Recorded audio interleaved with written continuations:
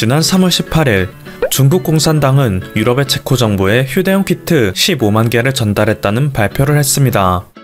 이때 중국 대부분의 언론에서는 마치 중국이 체코에게 구호 물품을 기부한 듯이 표현하여 위기를 극복해낸 중국이 타국을 돕고 있다는 뉘앙스를 풍겼는데요. 알고 보니 해당 지역 보건복지부가 약 7억 원의 돈을 들여 10만 개의 키트를 구매한 것으로 판명났죠. 이후 체코에서는 5만 개의 키트를 추가 구매하여 총 15만 개의 중국산 키트를 사용하게 되었습니다. 그런데 체코의 미디어 이로즈라스에 보도된 바에 따르면 지난주 토요일 체코의 한 대학병원에서 이 중국산 키트를 이용하여 대대적인 검사를 진행했다고 하는데요. 이때 이 키트가 무려 80%의 불량률을 보여주었다고 합니다. 양성이 나와야 하는데 음성이 나오고 음성이 나와야 하는데 양성이 나오는 등 한마디로 전혀 신뢰할 수 없는 진단 장비였기에 체코 정부는 이것에 10억 원 이상의 돈을 낭비한 셈이 됐죠. 이에 체코 정부에서는 지난 24일 뜬금없이 한국과 체코 간에 발령했던 직항노선 금지령을 해제했다고 합니다. 그리고 한국을 위험국가에서 제외하기까지도 했다는데요. 아무래도 체코 역시 한국으로부터 키트를 구매하려는 수많은 국가 중 하나로서 대기하고 있기 때문에 어떻게든 한국의 우호적인 입장을 취하여 하루라도 빨리 키트를 얻어내려는 것이라 분석되고 있죠. 한편 25일 오전 8시 30분 한국의 인천공항에는 북대서양조약기구 나토 군용기가 착륙하였습니다. 이것은 헝가리에 배치된 C-17 수송기였는데요. 유럽의 루마니아가 현사태로 인해 방어복이 급히 필요해지자 이웃 국가인 헝가리로부터 군용기를 빌려 한국의 방어복을 긴급 수송하기 위함이었죠. 최근 독일 정부가 주문했던 마스크 600만 장이 아프리카의 케냐에서 분실되는 사건이 발생하자 이를 염려한 루마니아에서는 군용기를 동원한 것으로 보입니다. 그리고 이 때문에 웃지 못할 해프닝이 벌어지기도 했는데요. 나토의 군용기가 갑자기 한국에 들어오자 이에 깜짝 놀란 중국에서 군용기를 긴급 출격시킨 것이죠. 합동참모본부에 따르면 이날 오전 9시 30분경 Y9 정찰기로 추정되는 중국의 군용기가 한중 방공식별구역의 중첩 상공으로 들어온 뒤 카디즈에 약 35분 머무르고 중국으로 돌아갔다고 하는데요. 우리 군에서는 중국의 정찰기가 진입하기 전 F-15K, KF-16 등 전투기 10여 대를 출격시켜 추적 감시 및 경고방송 송출 등으로 대응하였다고 하죠. 이후 중국에서는 통상적인 정찰이라고 밝혔지만 전문가들은 중국이 나토 군용기의 활동을 경계하여 정찰기를 출격시킨 것일 거라 분석하고 있습니다. 이렇게 수많은 국가에서 한국에 긴급 SOS 요청을 할 정도로 한국의 진단 인프라는 타의 추종을 불허하고 있습니다.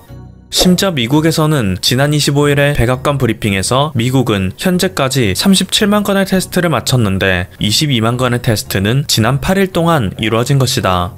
한국이 8주에 걸쳐 시행한 테스트를 미국은 8일 만에 해냈다 라고 발표했는데요. 그냥 듣기에는 한국보다 미국이 최고라는 말처럼 들릴 수 있지만 그만큼 미국이 현재 한국을 기준으로 따르고 있다는 것을 알 수 있죠. 다른 나라는 모르겠고 한국보다 많이 했으면 인정해줘야 하는 것 아니냐 라는 인식을 갖고 있는 듯 합니다. 실제로 미국의 언론에서는 연일 한국의 모델에 대해 보도하고 있는데요. 뉴욕타임스에서는 경제를 포기하지 않고 사태에 맞서고 있는 것은 한국뿐이라며 이탈리아에서는 하루에 수백 명도 세상을 떠나고 있는데 한국은 사건 발생 이후 하루 8명 이상의 희생을 보인 적이 없다. 어떻게 봐도 모든 국가 가운데 한국이 가장 눈에 띈다 라고 극찬하고 있죠.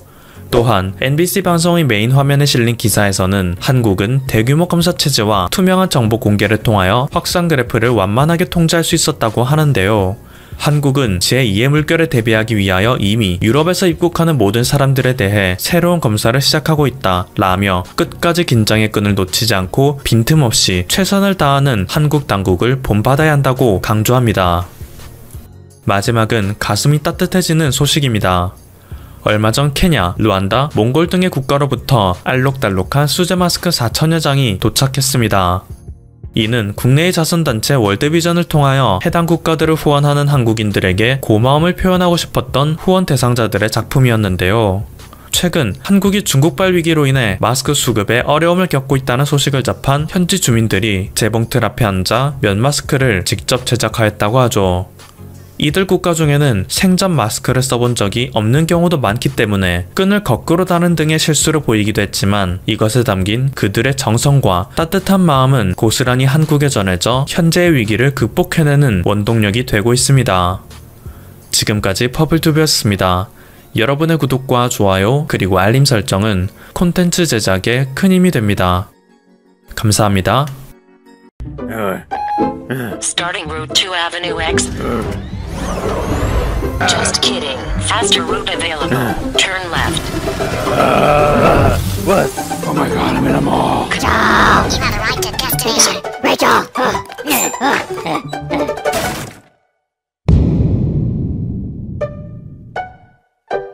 도입 영상은 엉망진창인 애플 지도의 정확성과 성능에 대해 조소를 보내며 애플 지도로 목적지를 찾아가는 배트맨의 악전 고투를 패러디한 것입니다. 2012년 애플은 지도 앱의 대명사인 구글맵의 강력한 라이벌이 될 것이라는 기대와 함께 iOS 6와 함께 애플 지도를 야심차게 출시했습니다. 당연히 모든 사람들은 애플의 이미지처럼 뭔가 혁신적이거나 깔끔한 3D 그래픽을 기대했습니다. 그런데 엄청난 기대 속에 정체를 드러낸 애플 지도는 처참한 오차와 만들다가 만 것 같은 기능으로 조롱을 받으며 유머 소재로까지 전락하고 맙니다. 이 뛰어내릴 듯한 사람은 사실 애플 지도를 보며 슈퍼마켓에 가던 사람이었던 것이고, 이런 지도 화면을 보면서 혹시 애플 예찬론자들은 역시 감성의 애플은 지도에서조차 거장 살바도르 달리의 그림을 의도적으로 연상시키고 있다는 아스트랄한 기분을 느꼈을까요?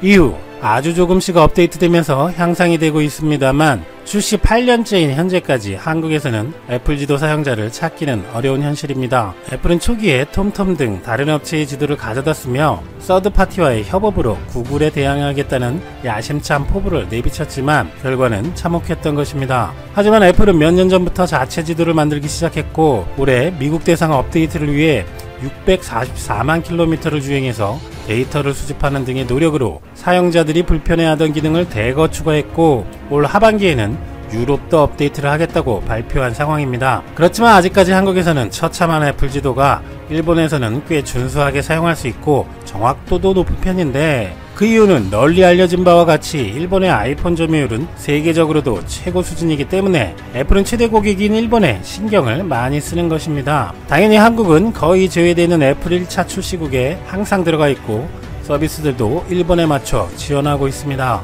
사실 일본에서 애플의 점유율을 보면 기이하다라는 생각까지 드는데, 미국은 자국산 폰이니 당연히 높고 미국의 영향을 많이 받는 캐나다, 영국, 호주 등도 이해가 갑니다만, 디바이스 아틀라스의 자료에 따르면 일본은 이 나라들을 제치고 iOS 점유율이 2018년은 전세계 최고인 70%를 넘었고 2019년에도 60%에 육박합니다. 일본의 애플 점유율은 집계 기준마다 조금씩 다른데, 워낙 IT 갈라파고스인 일본은 아직도 2G 폰을 쓰는 비율이 높아서 2G를 빼고 계산하냐, 2G를 안드로이드에 포함하냐, 계산 방식마다 다른 것 같은데, 어쨌든 동일 기관의 자료로 타국과 비교할 때 세계 최고의 점유율 수준인 것은 맞는 것 같습니다. 왜 일본은 애플의 나라 미국보다 높은 걸까요? 가장 큰 이유는 2009년에 소프트뱅크가 iPhone for Everybody라는 캠페인을 벌이며 보조금을 통해 실질적으로 0엔에 구입할 수 있게 되어 아이폰이 급속도로 보급됐고, 이후 가입자를 빼앗긴 au, NTT 도코모 등에서도 할인 판매 경쟁에 돌입하여 다른 폰들 대비 저렴한 가격으로 일본에서 압도적 인기를 끌어온 것입니다.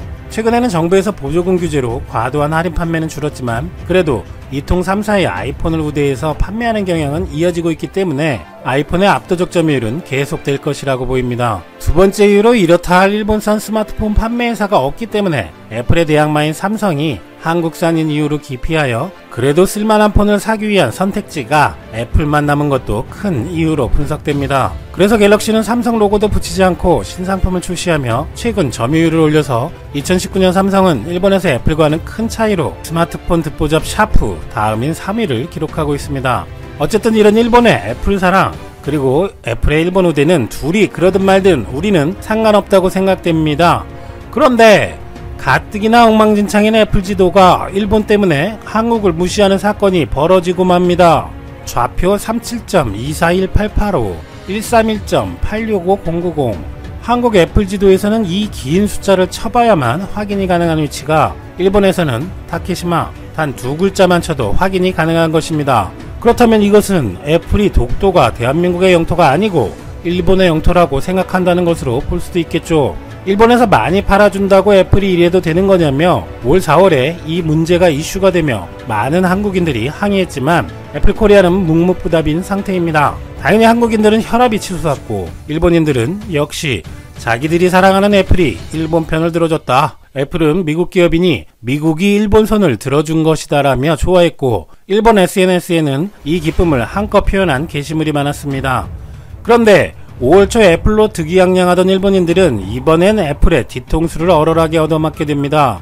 아이폰의 음성인식 기능인 시리에 독도가 어느 나라 영토야? 라고 물으면 대한민국이라는 답변을 한다는 사실이 밝혀진 것입니다. 한국뿐만 아니라 일본어, 영어 모두 같은 결과였습니다. 반면에 중국과 영토 분쟁을 벌이는 센카쿠 제도는 어디의 영토냐 물으면 일본과 중국이라는 답변이 나오는 것까지 더해져서 열이 받을 대로 받은 일본인들은 불량품 판매는 법 개정에 의해 금지해야 한다. 일본 정부는 애플에 항의해야 한다. 아이폰 SE 불매하겠다라는 분노의 반응이 쏟아졌습니다. 일본에는 소니가 있다 라는 반응도 있었는데 이건 그냥 짠하네요. 앞서 애플 지도에서 독도에 관해 미국이 일본 편을 들었다며 축제 분위기던 일본인들은 시리에 대한민국이라는 답변에 멘붕을 겪었고 이렇게 4월 5월 한국, 일본 그리고 애플은 독도를 두고 민감한 분위기가 형성되었었습니다. 그런데 사실 애플맵의 독도 논란은 이번이 처음이 아니고 iOS 6 베타 기간 동안 다케시마로 표기하다가 한국의 항의를 받고 일본어를 포함 모든 언어에서 독도라고 표기했었다가 iOS 7 때는 다케시마로 표기, iOS 9에서도 비슷한 문제가 벌어졌고 2018년에는 독도와 다케시마 칸유무 반치라는 일본 정부 소유라는 의미의 말을 병기하기도 했었습니다. 애플맵이 이러는 이유는 영국의 오픈소스 지도 서비스를 활용하고 있어서 사용자들이 리포트로 명칭 등을 변경해달라고 요청할 경우 그런 것 같다는 이야기도 있고 시리의 경우 위키피디아 정보를 기반으로 답변을 해서 그렇다는 얘기도 있습니다만 그것이 명백히 한국의 영토이고 독도라는 명칭을 다케시마라든지 왔다갔다 바꾸는 것에 대한 이유가 될 수는 없을 것입니다. 그런데 이제 독대 문제하면 떠오르게 된 기업이 이런 애플의 행태에 일침을 가하기 위해 뜬금없이 애플 에어팟 케이스를 선보였습니다. 바로 애플 지도의 독도 논란과 시리 문제를 몰랐을 리가 없었을 독도 후원 기업으로 유명한 라카이 코리아인데요. 라카이 코리아가 에어팟 케이스를 선보인 이유는 수년간 독도 명칭 논란에 묵묵부답인 애플에게 명쾌한 답을 제시하기 위한 것이라고 합니다. 라카이 코리아가 선보인 에어팟 케이스에는 독도를 형상하는 그림과 37.241885, 131.865090 그리고 독도 belongs to Korea라고 적혀있는데 숫자는 독도 명칭이 없이 직접 좌표를 쳐서 확인해야만 했던 애플맵에 대한 항의의 표식이고 독도 belongs to Korea라는 메시지를 영어로 담아 3개의 애플 에어팟 사용자들에게 독도는 명백한 대한민국의 영토임을 알리려는 취지라고 합니다. 또한 매년 일본 외교청서에 한국이 독도를 불법 점거하고 있다라며 아나무인인 일본에게도 전달하려는 의도도 있다고 합니다. 사실 라카이는 한국보다 일본에서 오히려 인지도가 더 높습니다. 그 이유는 2017년 한국 런칭 후 첫 제품을 독도운동화로 내놓았던 것이 일본에서 불매운동이 촉발되는 계기가 되기도 했었고 심지어 불매뿐만 아니라 태극기를 찢어서 보내거나 독도 후원 운동화를 훼손해서 보내는 일들도 벌어지고 있기 때문에 아이러니하게도 일본에서 더 유명한 브랜드가 되고 만 것입니다. 그러나 회사를 만든 2017년부터 라카이 코리아는 일본인들의 이런 짓들에 굴하지 않고 독도 731부대 7광구 역사에 묻힌 독립운동가 소개 등을 상품과 접목시키기도 하며 일본의 역사 왜곡을 세계에 알리고 있습니다. 그런 라카이 코리아의 진정성 때문인지 쓰레기 디자인, 불매다, 구리다라며 일본의 조롱을 받던 이 기업은 해외의 언론들로부터 패션 시장의 판을 뒤집을 수도 있는 기업이라는 찬사를 받기도 합니다. 그 과정에서 라카이 코리아는 창업 후 3년 동안 계속 적자를 봤다고 합니다. 이익을 남겨야 하는 기업인이기 전에 우리는 한국인이라며 적자를 감수하면서까지 일본의 역사 왜곡을 세계에 알려온 라카이 코리아의 임직원들에게 박수를 보냅니다. 참고로 애플맵의 독도 표시는 최근에는 다시 한글로 정상적으로 나온다는 얘기도 있고 시리는 일본에서는 일본에 유리한 위키피디아 페이지가 뜬다고도 하는데 오픈소스를 활용한다든지 유저들이 참여하는 방식이어서 일본 우익들의 조직적 행동과 한국 유저들의 반격 등도 원인인 것 같기도 합니다만 언제 또 일본인들이 장난을 쳐서 독도 위치를 숫자로만 알 수 있을지 모르는 상황입니다. 애플에 보내는 라카이 코리아의 메시지의 의미를 조금이나마 한국인들과 세계인들이 함께 알 수 있었으면 좋겠네요. 한편 구글 지도의 경우도 같은 독도 표기 논란이 있었습니다. 한국어에서는 독도, 일본어에서는 다케시마, 나머지는 리앙크루트로악스라고 표기되고 있습니다. 하지만 구글맵의 경우는 울릉도에서 독도로의 백길 항로가 또렷이 표시되어 있고 일본어 환경에서도 역시 확실하게 표시되어 한국 땅임을 알리는 수준으로 되어 있습니다만 독도의 명칭이 한국을 제외하고는 다케시마나 리앙크루트로악스로 되어 있는 것은 문제라는 것이죠. 라카이 코리아에서 안드로이드 폰용으로도 이런 독도에 대한 진실을 알리는 다른 물건은 안 만드는지 문의해 봐야겠습니다.